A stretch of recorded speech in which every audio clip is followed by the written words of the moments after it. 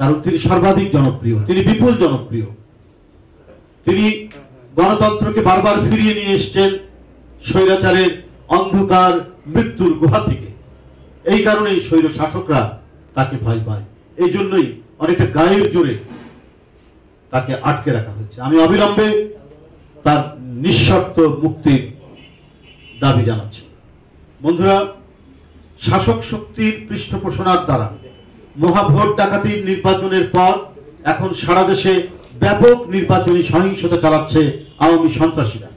রাষ্ট্রের সব শক্তি প্রয়োগ করে প্রতিদ্বন্দ্বী প্রার্থীদের দমন করে বিরোধী দলের নেতাকর্মীদের হত্যা, খুন, ধর্ষণ, মামলা থেকে শুরু করে নেতাকর্মীদের বাড়ি ঘরে অগ্নিসংযোগ ও ভাঙচুর করা হচ্ছে।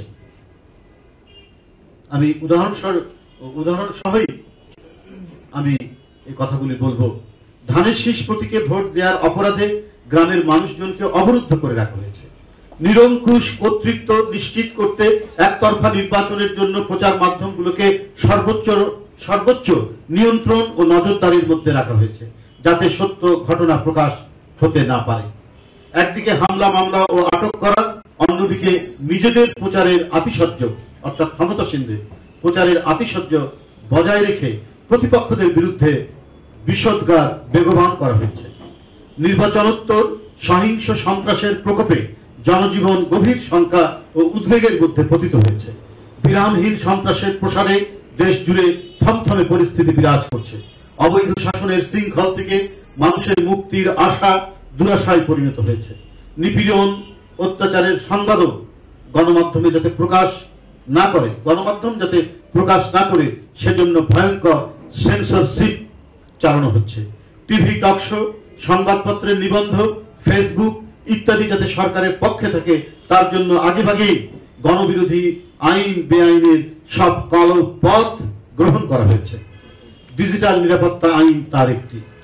আবার একই সাথে স্বৈর শাসনের অংশীদার কিছু মিডিয়ার পক্ষপাতিত্ব সবার কাছে পীড়াদায়ক ঠেকছে। বন্ধুরা, এদেশে গণতন্ত্রের ভিত সম্পূর্ণভাবে ভেঙে গেছে। নিষ্ঠুর দমনে গণতন্ত্র এখন পীড়িত।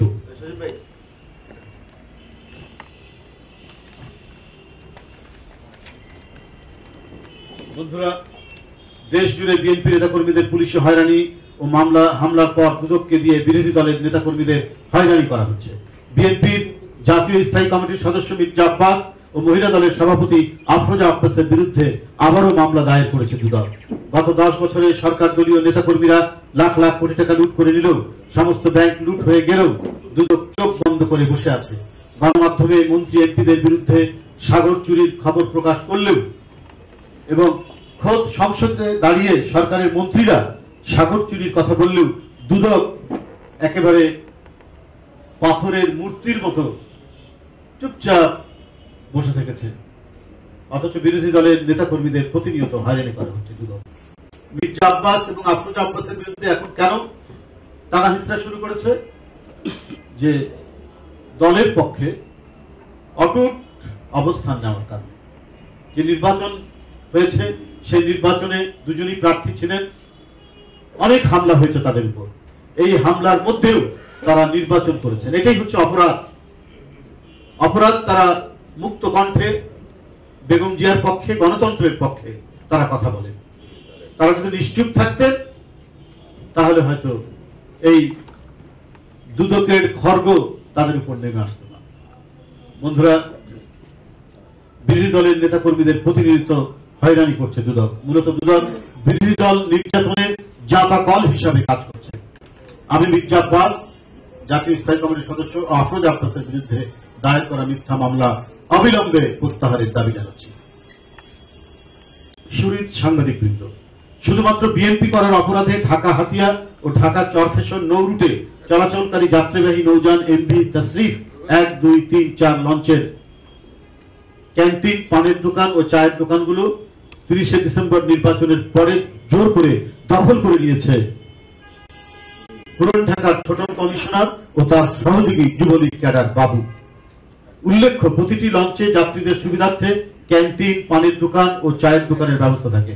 আর এই জন্য ফেয়ারি শিপিং লাইন্স লিমিটেডের মালিকের পক্ষে এমভি তাশরিফে লঞ্চগুলোর ক্যান্টিনের অগ্রিম বাবদ ব্যবসায়ীদের কাছ থেকে 50 লক্ষ, পানের দোকানের অগ্রিম বাবদ 10 লক্ষ, চায়ের দোকানের অগ্রিম বাবদ 5 লক্ষ টাকা জমা নিয়ে চুক্তির মাধ্যমে ব্যবসায়ীদেরকে বরাদ্দ দিয়ে থাকেন।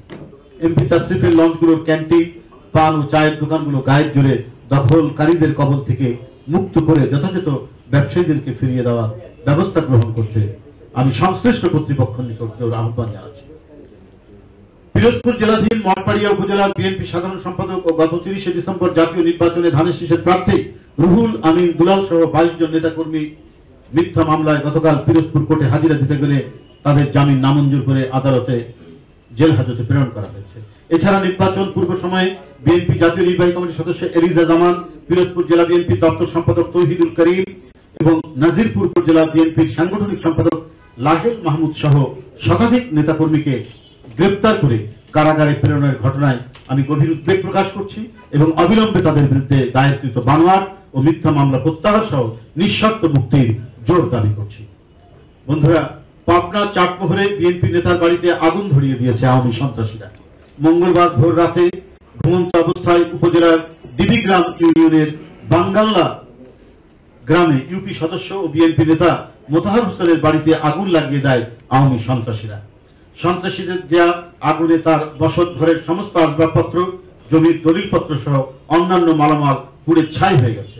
আগুনের লেলিহান শিকা থেকে অল্পের জন্য পরিবারের সদস্যরা প্রাণে রক্ষা পেলেও 5 লক্ষাধিক টাকার ক্ষয়ক্ষতি হয়েছে। আওয়ামী সন্ত্রাসীরা কতটা অমানবিক ও নিষ্ঠুর হলে এমন পৈশাচিক ঘটনা ঘটাতে পারে তা সহজেই অনুমেয়। ধন্যবাদ সবাইকে।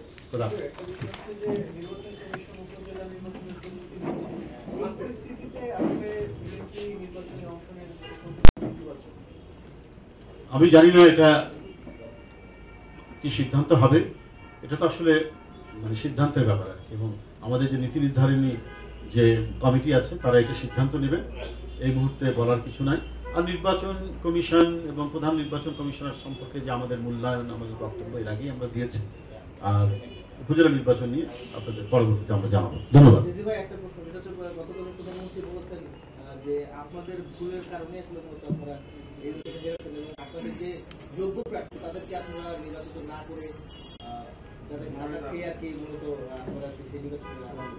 প্রধানমন্ত্রীকে আপনার তো জিজ্ঞেস করা উচিত ছিল যে আপনি 1 সেপ্টেম্বর থেকে কোনো আন্দোলন নাই, কোনো কর্মসূচি নাই, আপনি দেশব্যাপী এত গণগ্রেপ্তার, আপনার অজ্ঞাত মামলা, জ্ঞাত মামলা, নামীয় মামলা আপনি দিলেন কি জন্য? কিসের জন্য আপনি এগুলো দিয়েছেন? আপনি প্রায় 16-17 জন প্রার্থী, সেখানে খায়রুল কবির খোকন সে ডাকসুর জিএস ছিল, এর আগে এমপি ছিল। ফজলুল হক মিলন ছাত্র দলের সভাপতি ছিল, এর আগে এমপি ছিল। এইরকম আরো 16-17 জন এমপিকে কারাগারে আপনি ঢুকিয়েছেন কিসের জন্য?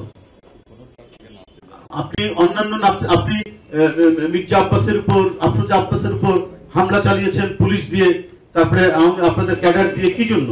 আপনি ব্যারিস্টার মাহমুদ্দিন খোকনের উপর পুলিশের ওসিকে দিয়ে আপনি করেছেন, হামলা চালিয়েছেন কি জন্য? আপনি রুমানা মাহমুদের মতো একজন নারী, তার উপরে গুলি চালিয়েছেন আপনার পুলিশকে দিয়ে কিসের জন্য? বাবু ঈশ্বরচন্দ্র রায় সাবেক মন্ত্রী এবং জাতীয় স্থায়ী কমিটির সদস্য, পৃথিবীর কোথাও এরকম সিনিয়র নেতৃবৃন্দর গায়ে হাত দেওয়া, সেটা আপনি করেছেন, সেটা প্রধানমন্ত্রী আপনি করেছেন এই কাজটি। আর তারপরে আপনি বলছেন আপনি যে যোগ্য প্রার্থী দেওয়া হয়নি বলে। যোগ্য প্রার্থী আপনাদের নেই, আপনারা নিজেদের শক্তি আপনারা নিজেরা হারিয়ে ফেলেছেন। আওয়ামী লীগ একটা পুরনো রাজনৈতিক দল, আমরা এটা বলছি, কিন্তু গণবিরোধী কার্যক্রম করলে নিজেদের যে ভেতরকার শক্তি এটা নষ্ট হয়ে যায়, খসনি হয়ে যায়। আপনারা আপনাদের শক্তি হারিয়ে ফেলেছেন বলেই পুলিশের উপর নির্ভর করেছেন, আপনারা র্যাবের উপর নির্ভর করেছেন, আপনারা বিজেপির উপর নির্ভর করেছেন। আপনারা আওয়ামী লীগ এবং সরকার কাপুরুষ বলেই আজকে রাতের অন্ধকারে 8টা থেকে সারা রাত ধরে আপনারা করেছেন, কি বলে যে ব্যালট বাক্স বোঝাই করেছেন। আপনারা বিএনপির এজেন্টদেরকে বের করে দিয়েছেন দিনের বেলায়, যাতে ধানের শীষের এজেন্টরা না থাকে, এবং সমর্থকদেরকে আপনারা সেখান থেকে বের করে দিয়েছেন। এবং একজন সমর্থক, সে বিএনপি করে না, নারী সমর্থক, আওয়ামী ক্যাডারদের সাথে কথা কাটাকাটি করেছে, সে ধানের শীষে দেবে এবং ধানের শীষে দিয়েছে বলে সে গণধর্ষণের শিকার হয়েছে। আপনি সেগুলোর উত্তর দিন। আপনি নিষ্ঠুর রসিকতা করছেন ওই পারুল বোনের সাথে, যাকে গণধর্ষণ করা হয়েছে। আপনি নিষ্ঠুর রসিকতা করছেন ভোটারদেরকে, যাদের ভোটাধিকার দিতে দেননি আপনি আইন শৃঙ্খলা বাহিনীকে দিয়ে তাদের ভোটাধিকার হরণ করেছেন। আপনি নিষ্ঠুর ব্যবহার করছেন যে 17-18 জন আপনি কি বলে প্রার্থী, ধানের শীষের প্রার্থী, তাদেরকে আপনি ইয়েতে করেছেন, মানে জেলখানায় বন্দি করে রেখেছেন। এরপরও আপনার এই রসিকতা কবে থামবে আমরা জানি না, কারণ আপনার ভিতরের শক্তি নেই। আপনার এই যে আওয়ামী ক্যাডাররা আজকে যদি পুলিশ, বিজেপি এরা যদি কোনো প্রোঅ্যাক্টিভ না থাকে, কেউ আপনার মানে ইয়ে করবে না, আওয়ামী লীগের পক্ষে দাঁড়াবে না। এবং আওয়ামী লীগেরও অনেকের সজ্জন কিছু ব্যক্তি তারা বলেছে আমরা এটা মানতে পারছি না যে আওয়ামী লীগের মতো একটি পুরনো দল কি করে এই ধরনের অপকর্ম করতে পারে। অনেকেই বলেছে, আপনার বিশ্বাস করেন তাদের নাম বললে তাদের ক্ষতি হবে, অনেকেই আমাকে বলেছে যে এটা আমরা মানতে পারছি না। তো সুতরাং এগুলোর উত্তর আগে এই অবৈধ শাসক গোষ্ঠীর প্রধান শেখ হাসিনাকে দিতে হবে। ধন্যবাদ।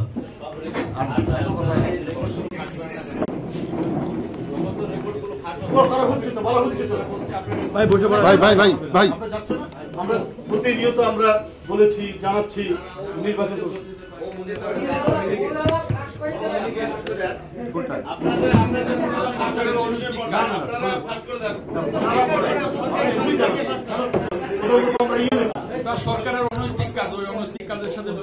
যারা এগুলো করে, শোনেন, যারা অন্যের কথা মানে শোনে এবং সেখানে যারা নজরদারি করে এদেরকে সমাজে ভদ্রলোক বলে গণ্য করা হয় না।